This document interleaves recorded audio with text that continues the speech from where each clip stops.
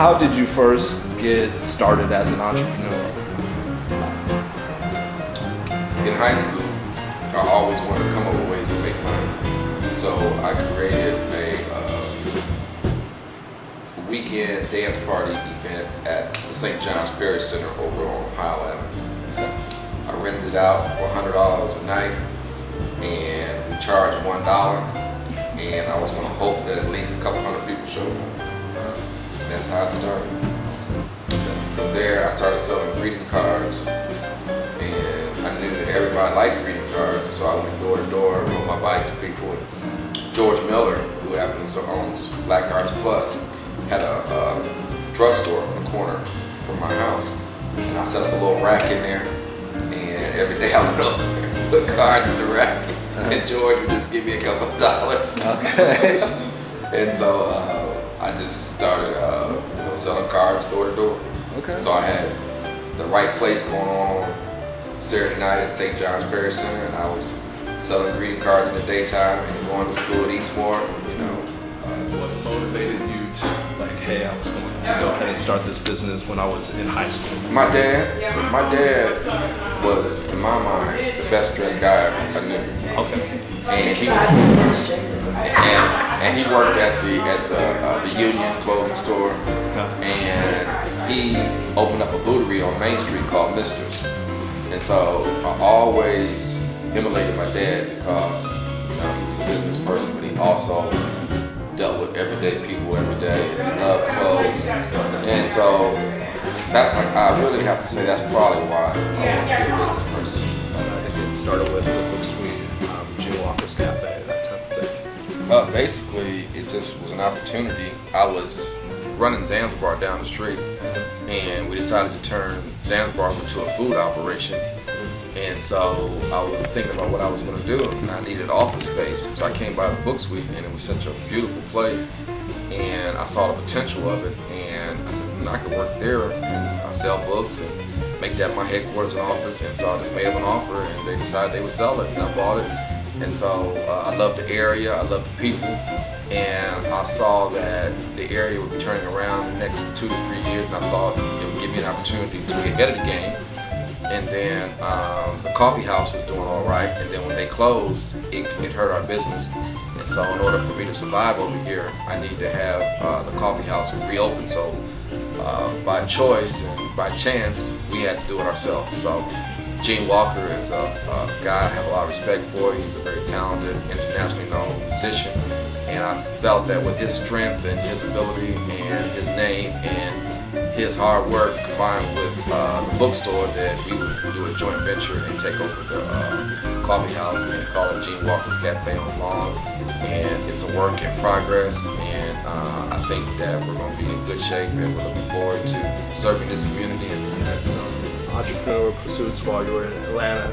That's correct. Did you want to tell me a little bit more about what you did while you were in Atlanta? In Atlanta, I was a nightclub operator, which I loved, and it brought me close to a lot of the entertainment people that I knew, which is going to be an asset to us in Columbus, because I'm going to hopefully be that company that brings the entertainment business to the city of Columbus.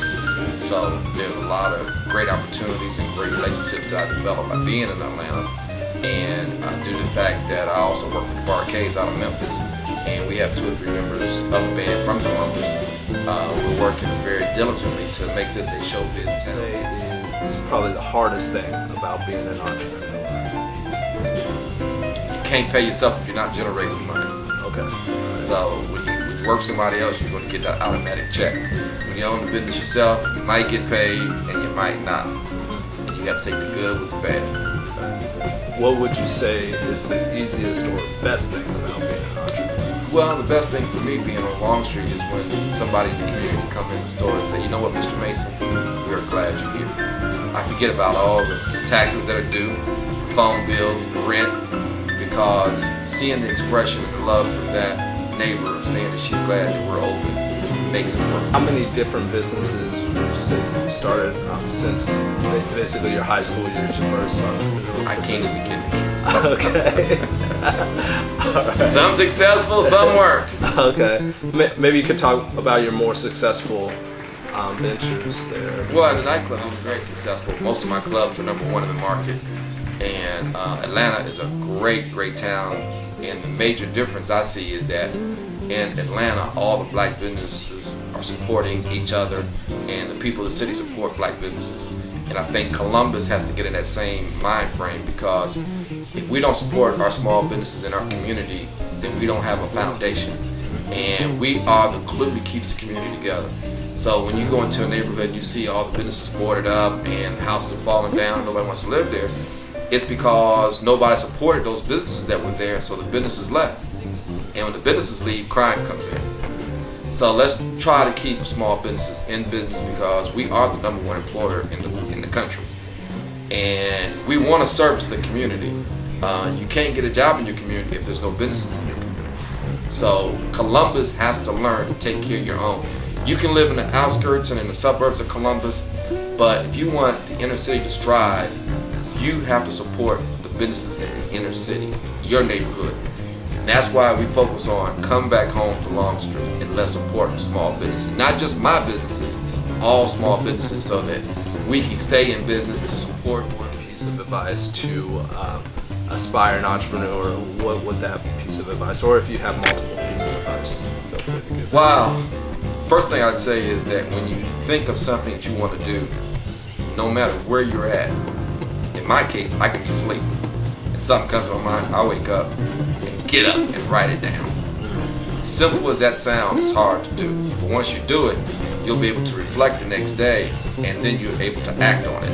But after thinking about what you want to do and writing it down, I always tell people, go do it. Okay. Don't wait on people, don't wait on money, don't wait on opportunities.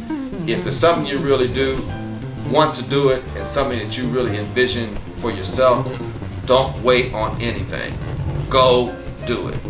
It's better to have failed than not to have attempted to do it. And 9 times out of 10, if you fail, it becomes a great experience for your next situation. So have I always been successful? No, I haven't. Am I as successful as I would like to be? I'm a long ways from it. Am I happy? Yes, I am. But I also know that I could do a better job, and I believe that I'll be more successful in the future. I have to stay on my plan and basically stay committed to it. Robinson, and I really think that the Book Suite has been such a blessing to the community. We have a book club there, and members of the club has been so excited to come